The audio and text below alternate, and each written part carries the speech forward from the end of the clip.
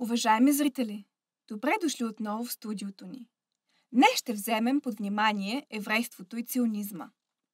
Ако досега не сте го знаели, то при еврейството и ционизма не се отнася за едно и също нещо. Едно интервю с международни рабита, това ще рече вярващи еврей, от 2009 година в Берлин, дава яснота относно това. Защо критиката срещу ционизма непрекъснато се свързва с антисемитизъм, което означава омраза срещу евреите. Цитирам. Юдаизъм и ционизъм са две различни неща. Еврейството е една религия, една спиритуалност, за да се служи на Господ, която се практикува от векове наред.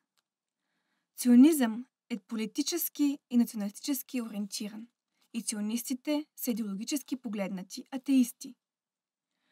Според основното разбиране на старите ортодоксални евреи не бива да съществува една политическа държава само за евреите. Ортодоксалните евреи възприемат себе си като лоялни граждани на Израел, които критизират, дори осъждат престъпленията над палестинците. Тези биват налудничево наричани от ционистите антисемити, т.е. самомразещи се евреи.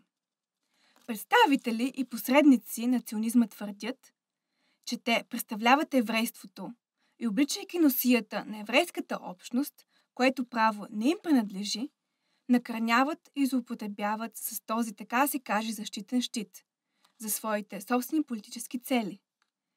На фона на това погрешно смесване на ционизма с еврейството се разбира, защо всеки, който само поставя под въпрос политическите дейности на израелската държава и нейните поддържаници, получава печата антисемит.